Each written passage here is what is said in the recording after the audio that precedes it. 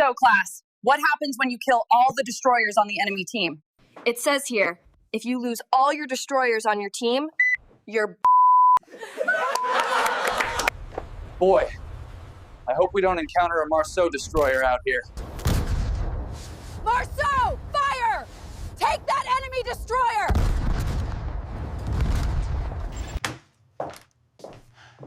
Ripper killed me again, Mom! Kids, now here's Ripper.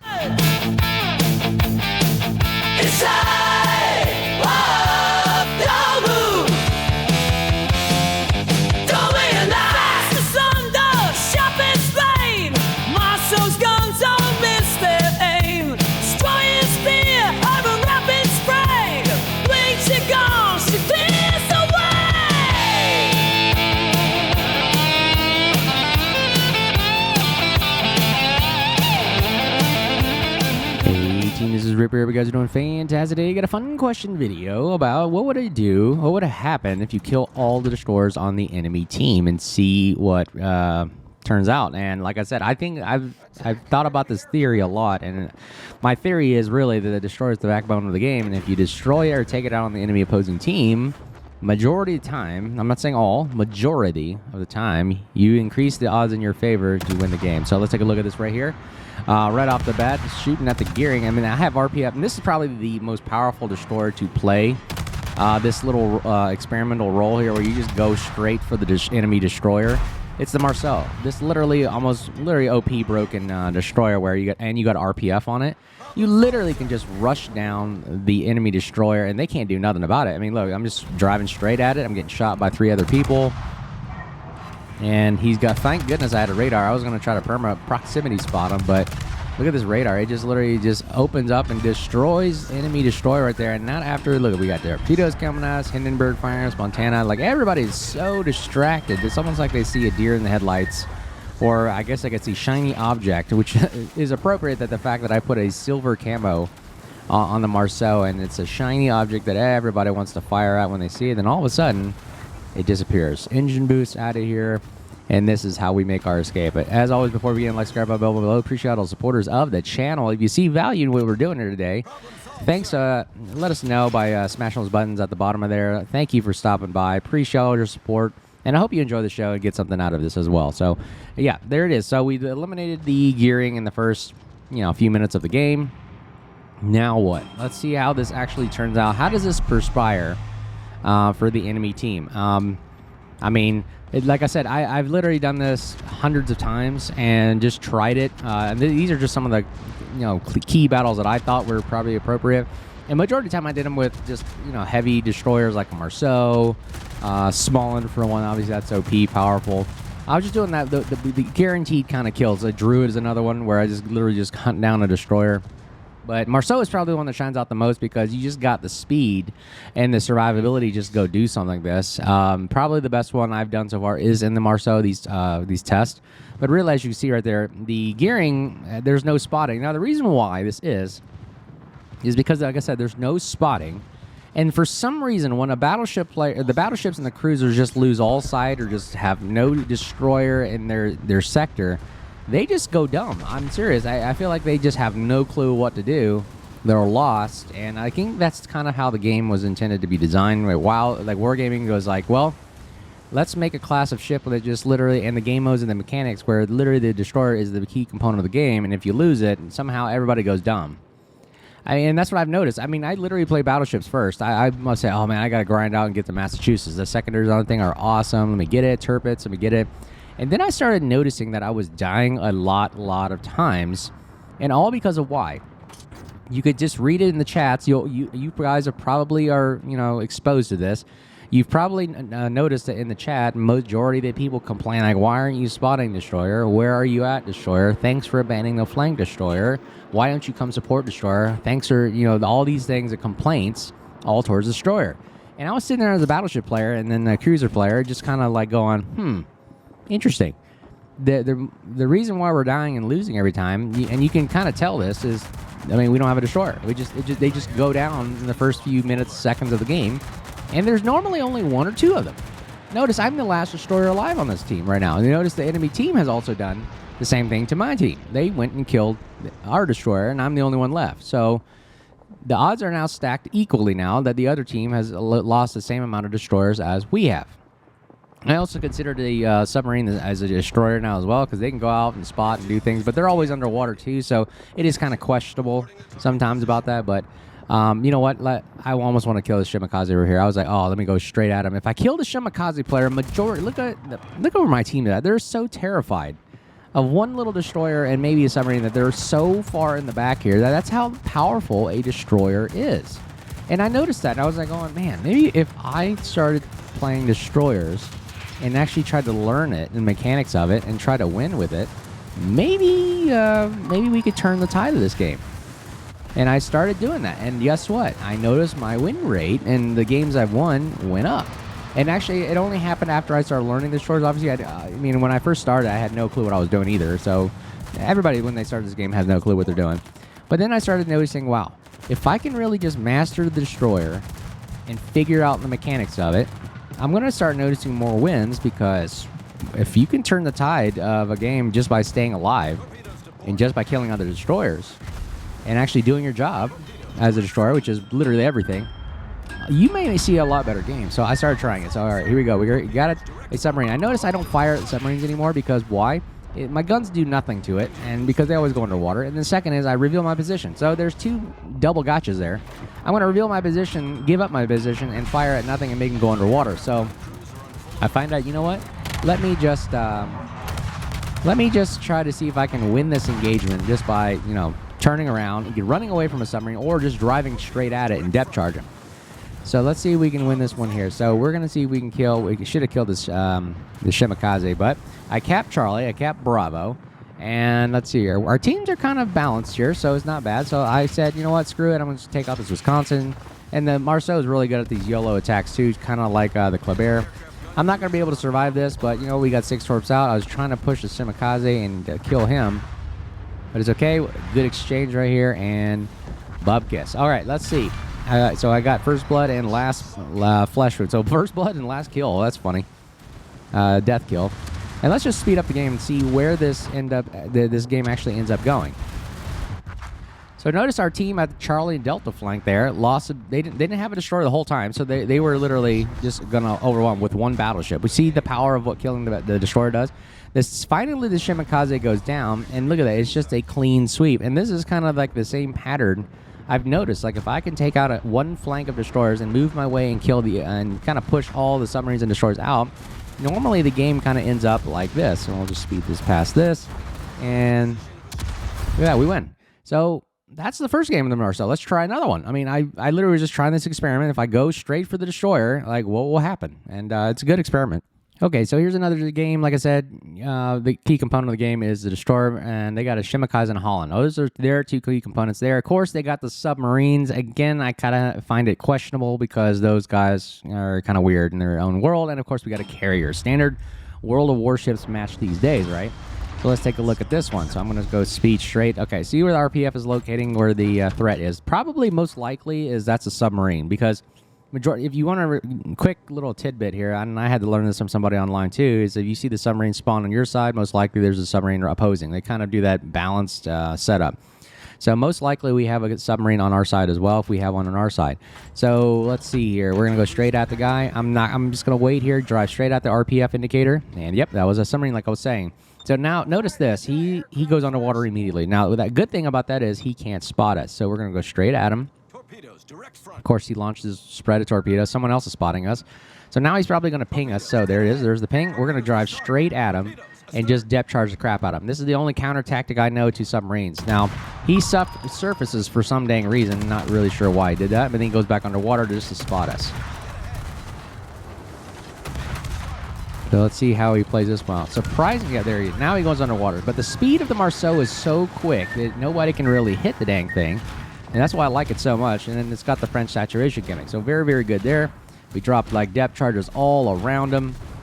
And let's take a look. Let's take a look how those depth charges go. So I just followed that little black oil slick, right? And he just constantly getting hit.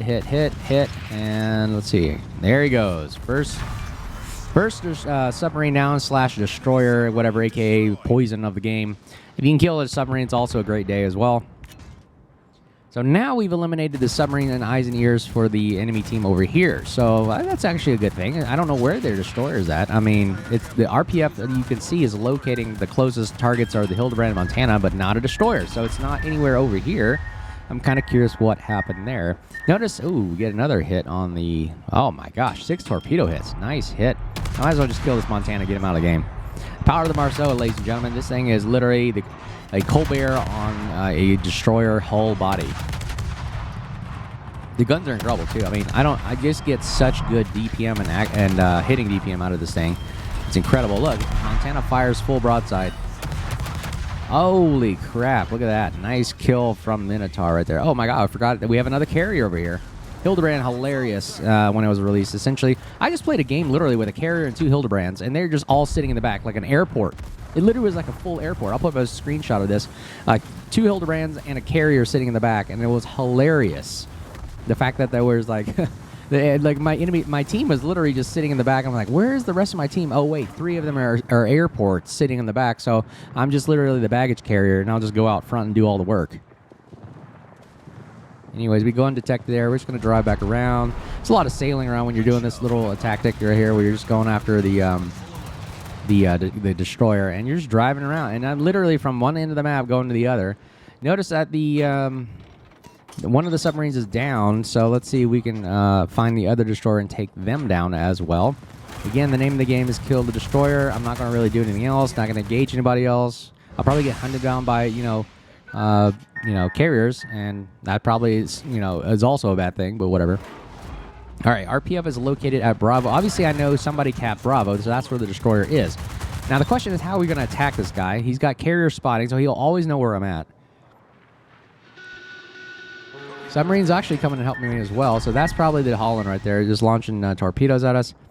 We're going to see if we can catch him off guard over here. Okay, RPF is still located. Again, airplanes again. Gosh, constant aerial attack. So this is another thing you got to deal with as a destroyer player. Just constantly be hounded by carriers. All right, there is the Holland. Oh, bad move on his part. He is going to go nose into a Marceau. That's not good. Let's see if we can take this guy out.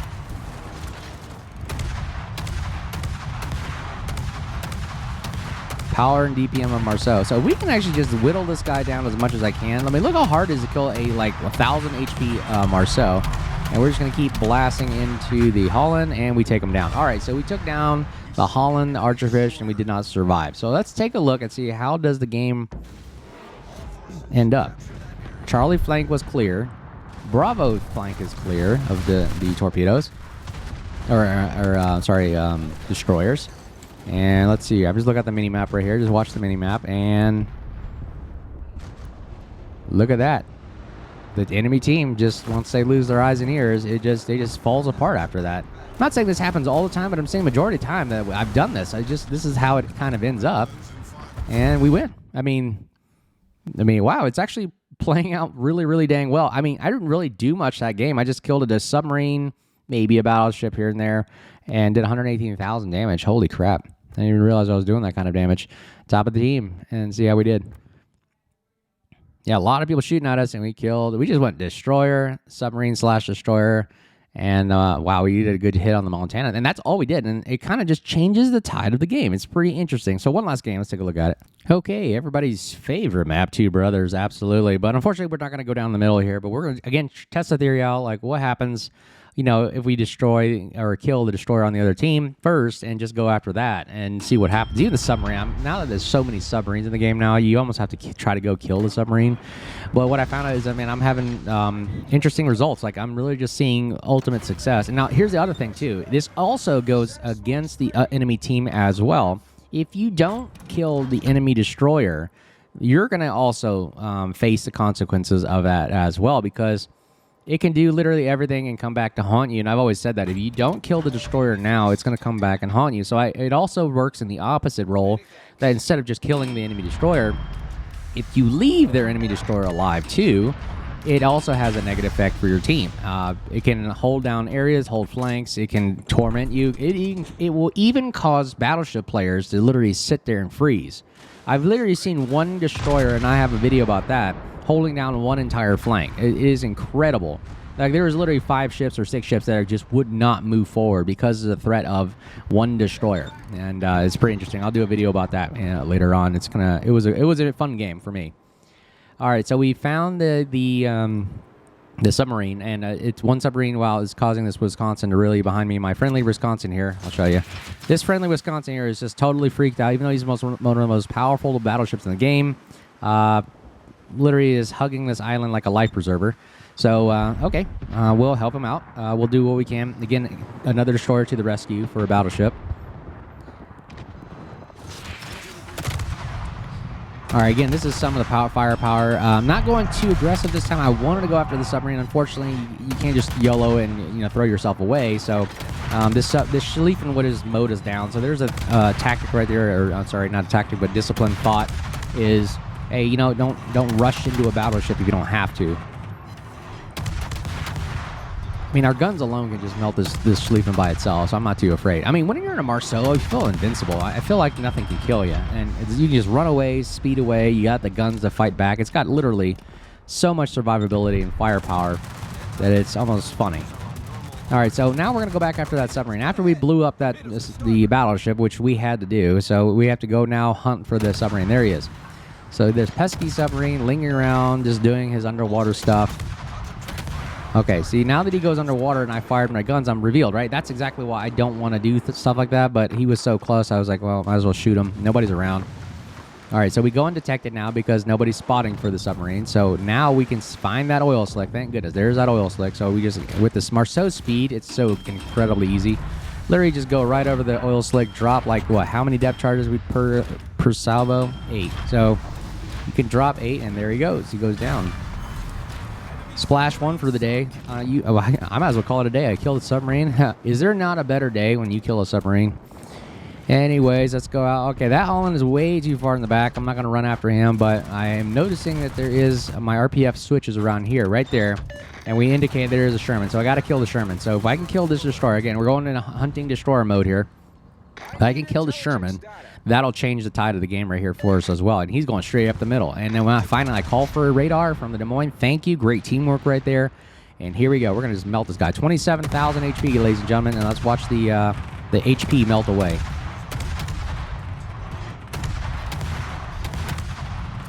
Notice I'm just firing right onto his side right there and let the shells just walk right into his main body. And you just can't survive that. And he goes down. All right. Golden Lou. He's getting slapped right there. Let's just shoot right at his bow. Well, never mind. Whoa, one shell hit killed him. I was like surprised, but I think I stole. I'm sorry about that. I stole kill from the Wisconsin there. He was blapping the crap out of him, but I just took one little shell hit and I just timed that perfectly right there. All right, so now look, Sherman is gone. Submarine is gone. All Holland is gone. Z-42 is gone. All that's left is, well, guess what? Yes, you guessed it, the destroyers. Even though they have more HP on their side with the battleships and cruisers and everything, watch what will happen when you have literally one destroyer run amok on an enemy flank. This is the tide of the game. Now imagine if me and the Shibakaze were dead, right? And we were left with maybe a cruiser or something. I mean, you understand what would happen here. This Yamato literally turned all the way around and went to the back of the map. I mean, the power of what a destroyer can do right there alone will tell you something. If you can make it literally a Yamato turn around and sail to the opposite end of this map, like, well, okay, take note right now, timestamp, 10 minutes into the game, this Yamato is here at Delta, at cap point, and he is trying to cap this spot, which he did. And then watch where he ends up at the end of the game. So we're just firing and blasting away here. Look at, again, firepower of Marceau is amazing. I could literally sit here all day and just melt the crap out of this guy and use my throttle just to throttle back and forth. He's actually firing with one set of guns, and he actually nails me. Holy crap.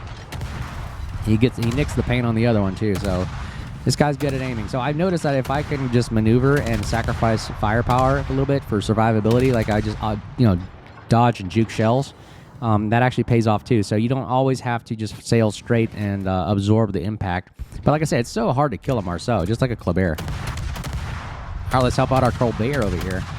Good job, Colbert, killing Savea right there. And U-4051 kicks the Moskva out, and this game is pretty much in the bag for us. We just have to kill the last two battleships and just cruisers. And that's exactly why, like I said, and not only did you kill the the destroyers right off the bat, but also if you if the enemy team leaves you alive and keeps you alive, you really are turning the tides of your game tenfold. Because, like I said, the key component of the game, like we've always said on this channel, is the destroyer. That's why we focus on destroyers, because I've noticed, like, wow, majority of the games were won by destroyers. Might as well play the destroyer, learn really, really how to survive it, do well in it, and draw fire from it. Notice that. Look at that. Montana firing a full salvo at us. We slam on the brakes and complete buckets. The destroyer is also great at making people waste shots. I love that. The fact that you can make how much firepower being launched at you just go into the sea and the water and avoid your team. That helps out your team greatly as well, because, again, because you're alive, you take away one salvo of shots away from your team, and that could prove to be the difference of the game right there. Just like this Colbert would not show full broadside to a Montana because he would just get deleted, and like I said, right there, we take out our Montana ourselves, just helping out our little Marceau, or sorry, our Colbert right there, which is our basically a bigger brother. And now, remember that Yamato I was telling you about earlier? There he is. Oh, wait, I must be thinking about another game. My bad. I thought this Yamato would sail to the opposite end. I thought I had a game where he did. But my fault right there. I didn't mean that. He didn't actually end up sailing to the other end. He sailed to the other end of the cap. And you can see the amount of firepower put in there. Either way, he actually turned all the way around. Let's see how long it takes to kill this guy. All right, we get some shots from a battleship player. Way to go, Wisconsin. That was to give it back to you right there. All right, we're going to literally look at the power of Marceau. The speed is able to cap Delta and run all the way to Charlie right there, and we win the game. So, like I said, 101,000, 3 kills. I mean, this is just in the Marceau, okay? I mean, just in Marceau alone, the power of what this thing can do of just going straight for the destroyer is game-changing. I've noticed that the theory does prove to itself that no majority of the time, if you do what you just saw right there, go straight for the destroyer, eliminate them, pluck the eyes out for the enemy, and literally run amok amongst the battlefield. Majority of the time, I've noticed victories are won just by that simple calculation right there. So I can't believe the submarine was number 1 in that game. Okay, well, I'll give you that one anyways. But we were top of the team right there. They're doing our job as a destroyer, taking damage, taking names, and taking out submarines and destroyers right there. So, as always, hope you guys saw value and got something out of this video. I hope you guys are doing well. If you see me out there, make sure you say hello. And as always, you guys stay safe, and we'll talk to you soon. Take care. Build B at the end of the video. Cheers.